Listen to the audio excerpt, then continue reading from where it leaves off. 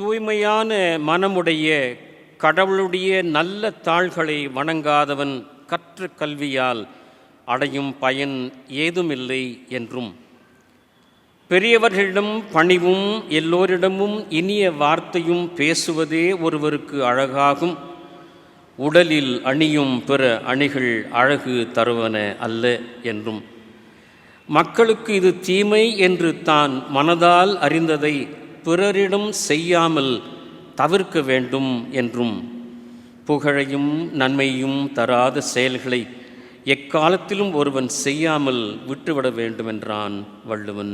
மேற்கொண்டு தியானிக்கும் முன் கண்களை மூடுவோம்.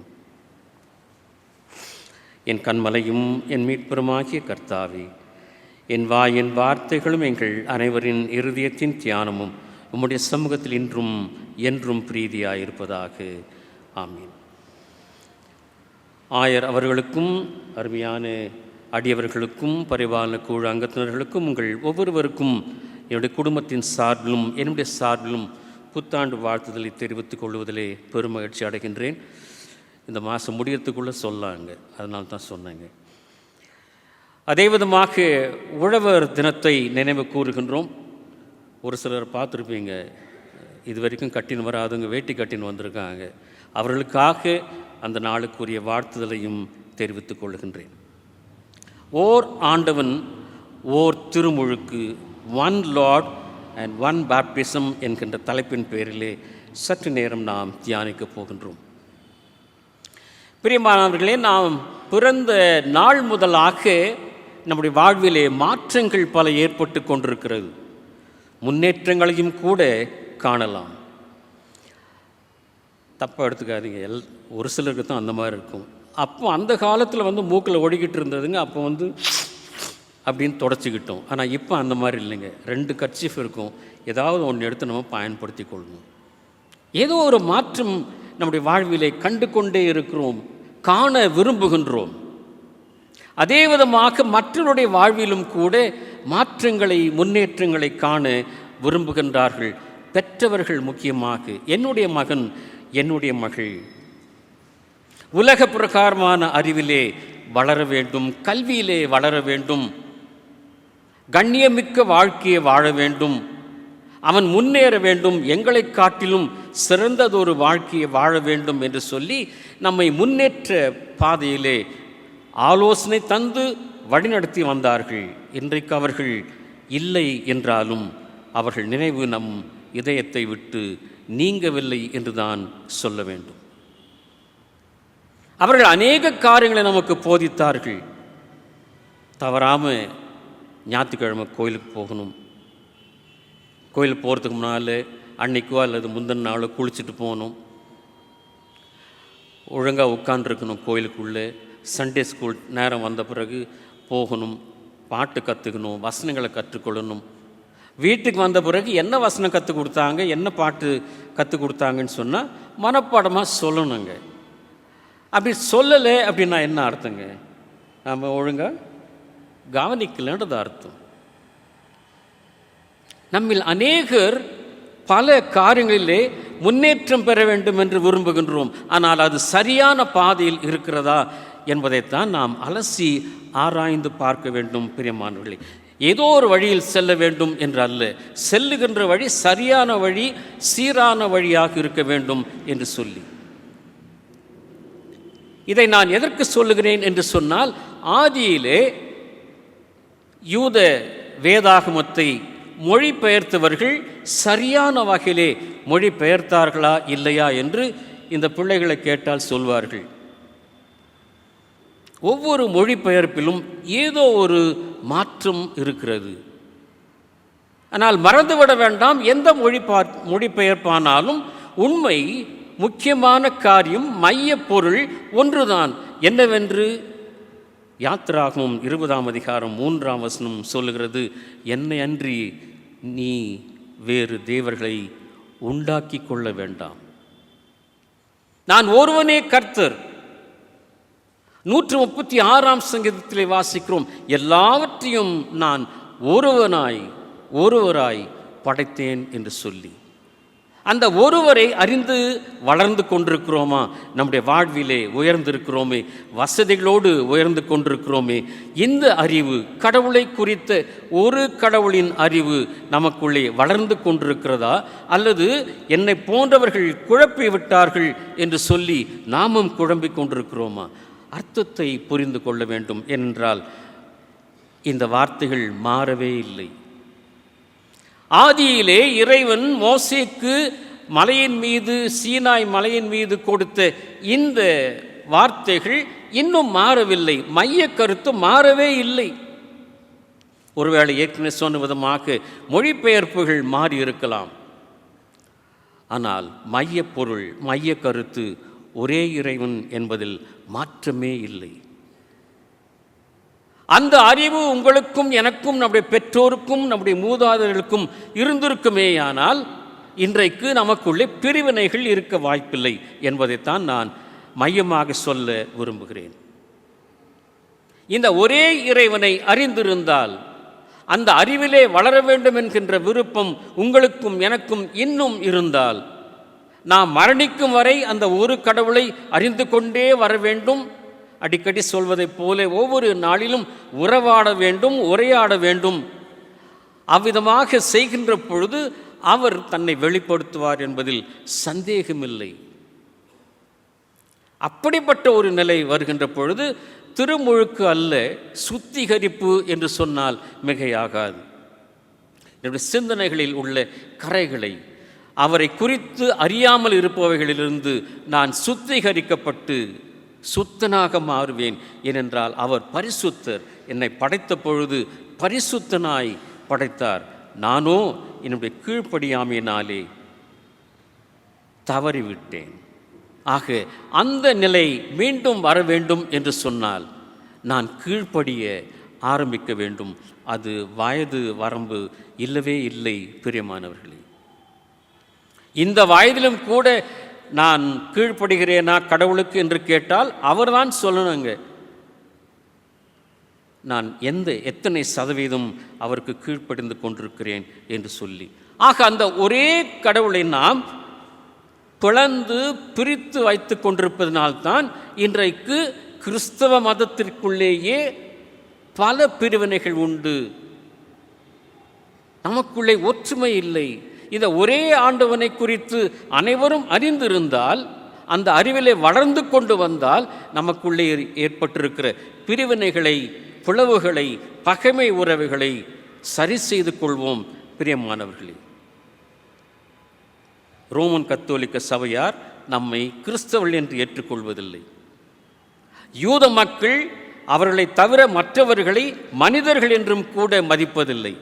இதுவா இந்த ஒரு ஆண்டவன், ஒரு இறைவன் உங்களுக்கும் எனக்கும் போதித்தார்? என்னையன்றி உங்களுக்கு வேறு தேவர்கள் வேண்டாம், அவர்களை வழிபடவும். அப்படியே நீங்கள் செய்வித்து கொண்டாலும் தெரிவு செய்து கொண்டாலும் அவர்களை சேவிக்க வேண்டாம், வணங்க வேண்டாம். இதைவிட தெளிவாக நான் எடுத்து சொல்ல வேண்டுமா? வேதம் சொல்லுகிறதே, மேலே வானத்திலும் கீழே பூமியிலும் பூமியின் கீழ் தண்ணீரில் உண்டாயிருக்கிறவர்களுக்கு ஒப்பான ஒரு சொரூபத்தையாகிலும் யாதொரு விக்கிரகத்தையாகிலும் நீ உனக்கு உண்டாக்க வேண்டாம், உண்டாக்கி கொள்ள வேண்டாம். அப்படியே தவறி உண்டாக்கி கொண்டாலும் அவைகளை நமஸ்கரிக்கவும் சேவிக்கவும் வேண்டாம். நான் யாருங்க? எரிச்சல் உள்ள தேவன் இல்லையா? அந்த அறிவு, அந்த புரிதல், அந்த உணர்வு, அந்த தெளிவு நம்மிடத்தில் இல்லையா? பின் எதை குறித்து நாம் இந்த வேதத்திலே வாசிக்கிறோம்? இதிலே ஒரு கமா, ஒரு முற்றுப்புள்ளி, ஒரு வார்த்தையும் கூட அன்று முதலாக இன்று வரை மாறவே இல்லை. ஆனால் நீங்களும் நானும் மாறிக்கொண்டே இருக்கிறோம், முன்னேறிக்கொண்டே இருக்கிறோம் உலக வாழ்க்கையில். ஆனால் இவரை குறித்து அறிவில் வளர்ந்து கொண்டிருக்கிறோமா? அந்த சுத்திகரிப்பை தான் திருமுழுக்கு என்று சொல்லுகின்றோம், சீர்படுதல் என்று சொல்லுகின்றோம்.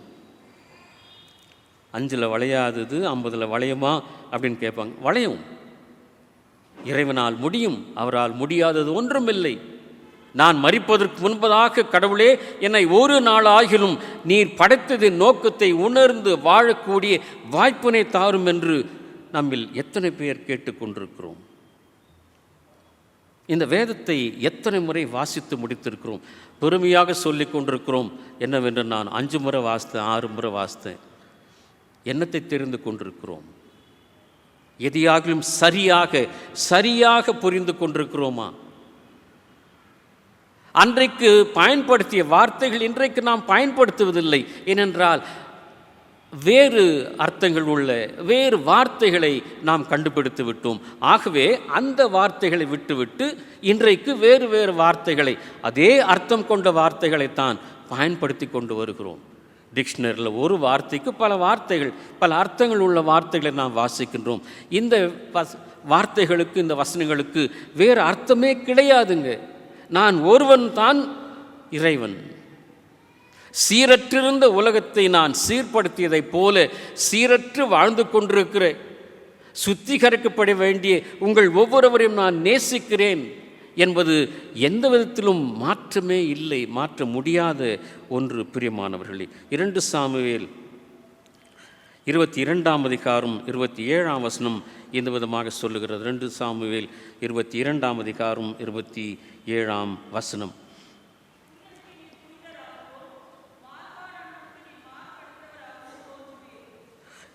நீங்களும் நானும் எப்படிப்பட்டவர்கள்? புனிதர்களா? புனிதன் என்று சொல்லக்கூடிய தகுதி எனக்கு இருக்கிறதா? எத்தனையோ முறை எடுத்தாயிற்று என்னவென்று இந்த புனித சாதனங்களை பெற்றிருக்கிறோம். அதனாலே நாம் புனிதனாகி விட்டேனா? வேதத்தை வாசிக்கின்றவன் கருத்தோடு ஜெபத்தோடு அறிந்து கொள்ள வேண்டும், புரிந்து கொள்ள வேண்டும் என்கின்ற நிலையோடு வாசித்திருந்தால் எனக்குள்ளே ஒரு வெளிச்சம் ஏற்பட்டிருக்கும், அகத்தின் அழகு முகத்தில் தெரிந்திருக்கும். அப்படி இருக்குதுங்களா என் உள்ளத்திலே? இறைவன் என் உள்ளத்திலே வாசம் பண்ணி கொண்டிருக்கிறார். அவர் பரிசுத்தர். என்னை பரிசுத்தப்படுத்தவே என்னோடு கூட அனுதினம் பேசிக் கொண்டிருக்கிறார். மகனே, நான் சொல்வதை கீழ், மகளே, நான் சொல்வதற்கு கீழ்ப்படி என்று சொல்லி கொண்டிருக்கிறாரே. இதைவிட தெளிவான வார்த்தைகள் வேறு என்ன வேண்டும்? புனிதனுக்கு அவர் புனிதனாக காணப்படுகின்றார். மாறுபாடான மனிதனுக்கு, மனுஷிக்கு மாறுபட்டவராக காண்பிக்கிறார். உங்களுக்கும் எனக்கும் எப்படிப்பட்டவராக இருக்கிறார் அவர்? புனிதராக காணுகின்றோமா? அல்லது மாறுபாடு உள்ளவராக, அவர் மாறுபாடு உள்ளவராக நான் கற்பனை செய்து கொண்டிருக்கிறேனா? எப்படிப்பட்ட வாழ்க்கையை வாழ்ந்து கொண்டிருக்கிறோம்? பிறர் மெச்ச வேண்டும் என்பதற்காக 5 ஆண்டுகளுக்கு முன்பதாக, 10 ஆண்டுகளுக்கு முன்பதாக இல்லாத ஒரு வாழ்க்கையை வாழ்ந்து கொண்டிருக்கிறோம். பிரியமானவர்களே, போன ஆண்டு அவரை குறித்த அறிவிலே இருந்ததை விட சற்றேனும் ஒரு புள்ளி 0.01% இந்த ஆண்டு நான் முன்னேறப் போகிறேன், என்னை மாற்றிக்கொள்ளப் போகிறேன் என்று உடன்படிக்கை செய்திருக்கிறோமா?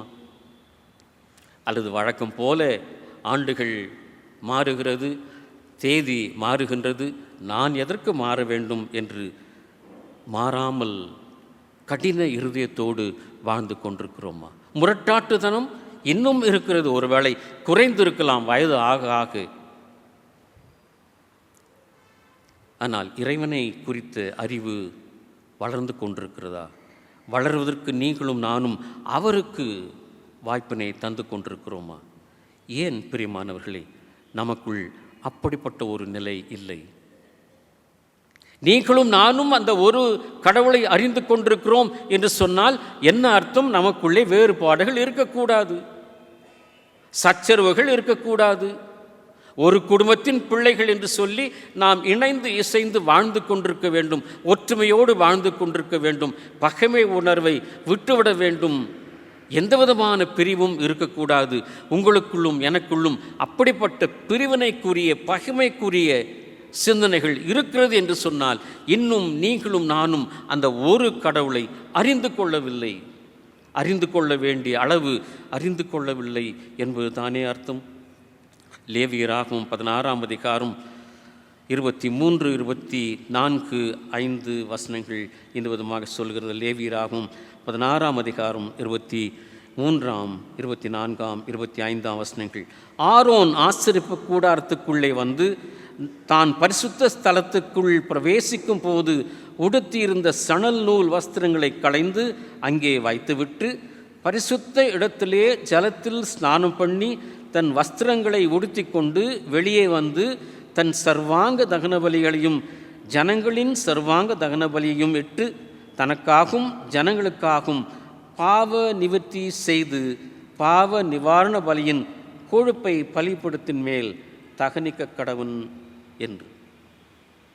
நீங்களும் நானும் செலுத்துகின்ற காணிக்கைகளை நாங்கள் வாங்குகின்றோம். வாங்கி இறைவனிடத்திலே, ஐயா, உம்முடைய பிள்ளைகள் செலுத்திருக்கிற காணிக்கை ஏற்றுக்கொள்ளும் என்று சொல்லுகிறோம். எப்படிப்பட்ட நிலையில், மனநிலையில் நீங்களும் நானும் கடவுளுக்கு காணிக்கை செலுத்த வருகின்றோம்? பக்கத்தில் இருப்பவர்களோடு சண்டை சச்சரவு, பின்னால் அமர்ந்திருப்பவர்களோடு ஒற்றுமையின்மை, பகைமை உணர்வு, இவைகளோடு நீங்களும் நானும் செலுத்துகின்ற காணிக்கைகளை கடவுள் ஏற்றுக்கொள்வாரா? யோசித்து பார்ப்போம் பிரியமானவர்களே. ஏன் இப்படிப்பட்ட மாறுபாடான சிந்தனையோடு அந்த ஒரு கடவுளை வழிபட வருகின்றோம்? சீரற்ற சிந்தனைகள் இன்னும் தொடர்ந்து கொண்டிருக்கிறது. சுத்திகரிக்கப்பட வேண்டிய சிந்தனைகள் இன்னும் இருக்கிறது. பின் எப்பொழுது நாம் பரிபூர்ணமாக சுத்திகரிக்கப்பட போகின்றோம்? என்றைக்கு நீங்களும் நானும் செலுத்துகின்ற பலிகளை, காணிக்கையை இறைவன் மனமோந்து, மகனே, உன்னுடைய காணிக்கை எனக்கு அவசியமில்லை, நீ என்னை ஏற்றுக்கொண்டாய், என்னை புரிந்து கொண்டிருக்கிறாய், என்னை அறிந்து கொண்டிருக்கிறாய், அது எனக்கு போதும், அந்த அறிவிலே நீ தொடர்ந்து வளர்வதற்கு வழிகளை காட்டுகின்றேன், தருகின்ற வாய்ப்புகளை சரியாக பயன்படுத்திக்கொள் என்று தான் சொல்வார். காணிக்கைக்காக அவர் உங்களையும் என்னையும் இன்று அழைக்கவில்லை. எவ்வளவு தருகிறோம் என்பதை நாம் முடிவு செய்கின்றோம். ஆனால் கடவுள் எவ்வளவு கொடுத்தாலும் ஏற்றுக்கொள்ளுகின்றவராக இருக்கின்றார். எப்படி வந்தாலும் நம்மை ஏற்றுக்கொள்ள அவர் ஆயத்தமாயிருக்கின்றார். நாம் எப்படிப்பட்ட சிந்தனையில் வருகின்றோம்? ஆண்டவனுடைய அறிவிலே வளர வேண்டும் என்பதற்காகவா? சுத்திகரிக்கப்பட வேண்டும் என்பதற்காகவா? எந்த நிலையோடு நாம் இன்றைக்கு வந்திருக்கிறோம்? எந்த நிலையோடு இன்னும் நாம் இந்த உலகத்திலே வாழப்போகிறோம்? இறுதியாக தானியேல் 12ஆம் அதிகாரம் 10ஆம் வசனம் இந்த விதமாக சொல்லுகிறது. தானியேல் 12ஆம் அதிகாரம் 10ஆம் வசனம், அநேகர் சுத்தமும் வெண்மையுமாக்கப்பட்டு புடமிட்டப்பட்டவர்களாய் விளங்குவார்கள், துன்மார்க்கரோ துன்மார்க்கமாய் நடப்பார்கள், துன்மார்க்கரில் ஒருவனும் உணரான், ஞானவான்களோ உணர்ந்து கொள்வார்கள். உணர்வு இருக்கிறதா? இறைவனை குறித்த உணர்வு, இறைவன் ஒருவர்தான் என்கின்ற அந்த சிந்தனை, சீர்பட வேண்டும் என்கின்ற சிந்தனை, சரி செய்து கொள்ள வேண்டும் என்கின்ற சிந்தனை, நாம் அனைவரும் ஒருவரால் படைக்கப்பட்டவர்கள் என்கின்ற சிந்தனை, நாம் அனைவரும் அவருக்கு உரியவர்கள். 24ஆம் சங்கீதம் பிடித்த வசனத்திலே ஒன்று, பூமியும் அதன் நிறைவும் உலகமும் அதில் உள்ள குடிகளும் கர்த்தருடையது, அவர் வேறுபாடுகளின்றி பார்க்கின்றார், நேசிக்கின்றார், வழிநடத்துகின்றார். நீங்களும் நானும் அப்படிப்பட்ட நிலையில் வாழ்ந்து கொண்டிருக்கிறோமா? வளர்ந்து கொண்டிருக்கிறோமா? இறைவன் உங்களையும் என்னையும் ஒரு நோக்கத்தோடு படைத்திருக்கிறார். இந்த நாளையும் காண கிருபை செய்திருக்கிறார். அறிந்து கொள்வோம். போதித்தவர்களிடத்தில் நாம் கேட்டு தெளிவு பெற்றுக்கொள்வதை காட்டிலும் போதகர்களுக்கு, போதிக்கின்ற அனைவருக்கும் போதகனாக விளங்கும் இறைவனிடத்தில் கேட்டுக்கொள்வோம். இறைவா, இத்தனை ஆண்டு காலம் நான் அறிந்தது, புரிந்தது, தெரிந்தது, தெரியாதது எல்லாவற்றையும் அறிந்திருக்கிறீர். உண்மையை நான் மறிப்பதற்கு முன்பதாக வெளிப்படுத்தும். நீர் ஒருவராய் இந்த உலகத்தை படைத்தவர். உமக்குரிய இந்த உலகத்தை நான் சரியாய் புரிந்து கொண்டு உமக்குரியவனாய் வாழ எனக்கு வாய்ப்பினை தாரும் என்று கேட்டால் தரமாட்டேன் என்றா சொல்லப் போகிறார்? அறிந்து கொள்வோம் பிரியமானவர்களே. நம் அனைவரையும், உலகில் வாழ்ந்து கொண்டிருக்கிற அனைவரையும் படைத்தவர் ஒருவர்தான். அவர்தான் உங்களையும் என்னையும் அழைத்து கொண்டிருக்கிறார். செவி கொடுங்கள், கீழ்ப்படியுங்கள், என்னுடைய பிள்ளைகளாக மாறுங்கள், என்னை பிரதிபலித்து வாழுங்கள் என்று சொல்லி சிந்திப்போமா? செயற்படுவோம். கண்களை மூடுவோம். ஒருவராய் எல்லாவற்றையும் படைத்தவரே,